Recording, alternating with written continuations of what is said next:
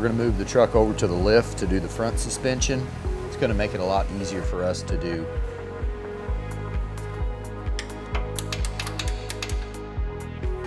To make this go a little bit quicker, I'm going to work on the driver's side and John's going to work on the passenger side. I started by removing this tie rod end so that I could pivot this spindle independent of what he's trying to work on there to make it a lot easier for me to get the caliper off, go forward. So we can take the caliper off and hang it up so it's not, brake line's not under tension while we're working. Just like the street grip system, the spindle that we provide in the kit here will allow you to use your stock brakes, provided they are the heavy-duty version. I'm going to move on to removing these shocks. They are already RideTech shocks from our street grip system. They're going to come off the exact same way as your stock shocks will. The new coilover system we're installing won't be using this shock stud on the frame, so you can remove it if you like.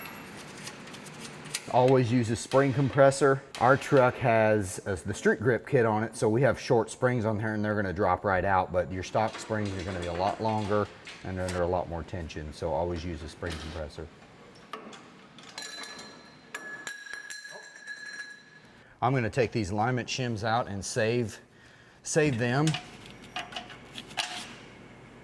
Normally you would just take the spindle off with the upper arm or with the lower arm. On this truck, we had already done R&D work and had a street grip spindle on there, and that drop spindle is the same drop spindle we use on the coilover kit, so we're going to reuse that spindle. These lower control arms are mounted with U-bolts, so really the only thing you need to do is take off the 4 nuts and it drops right out. Got her? Now that we've got the control arms off, there is a brace between the cross member and the frame that needs to be removed, and I've marked the rivets that need to be taken off.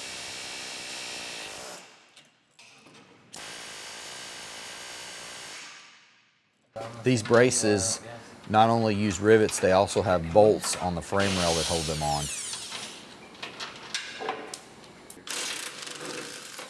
Once you've got this piece removed, be sure to knock the remainder of your rivets through the frame cross member, because that is how your template is going to line up for cutting the hole for the coilover.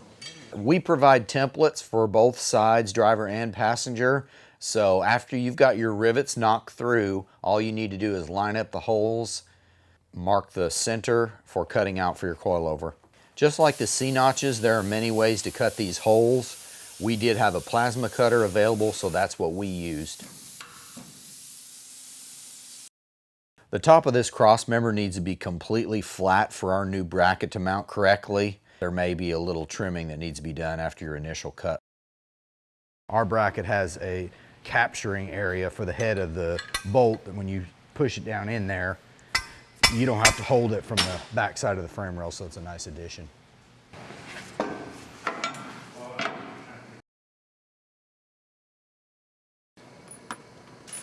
Our kit does include all the hardware necessary. We don't skimp on that at all. And the bags of hardware are labeled, so you don't just have a pile of bolts to start with. Okay. On these lower control arm cross shafts, there are 2 sets of holes that line up with these pins. Make sure to go by the instructions and take a measurement on yours so that the lower control arms get installed correctly. Once you have those pins lined up on the lower cross shaft, you can install the nuts on your U-bolts and tighten everything up. We're going to take off the street grip sway bar. Your stock bar will be very similar and come off the same way. Our upper arms use our caster slug cross shaft. There's a couple of different ways to put these on, so go by the instructions to make a decision on what's right for you. These are really precise and they fit tight, so make sure the caster slugs are seated in the cross shaft before you tighten up your nuts. I went ahead and put these alignment shims back in that I had taken out on the stock arms. This will get us close enough until we get it properly aligned. Now we're going to put in our coilover, starting with the upper mount.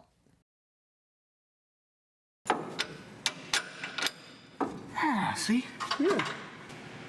We're going to put the spindle back on. Always make sure to use the correct cotter keys.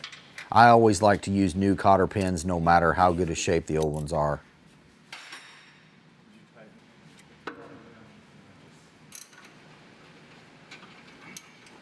This kit does allow the use of your stock brakes, so that's what we're going to be putting back on. But our spindle will allow most aftermarket brake systems to be installed also.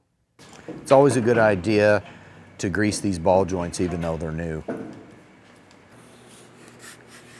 The front sway bar uses these Delrin liners for the bushings. It drastically reduces stiction and any kind of noises that you would normally hear with polyurethane bushings. We're using our posi links for end links on this sway bar. It, along with the bushings that are Delrin and the sway bar bushings that we use the Delrin liners on, this kit really reduces the stiction and binding that a conventional suspension system would have. Now that we've got this system installed, we're going to take some measurements to check ride height. Because this is a coilover system, you can adjust your preload on your springs to change the ride height somewhat. So you'll want to custom tailor that to whatever suits you depending on your wheel and tire package.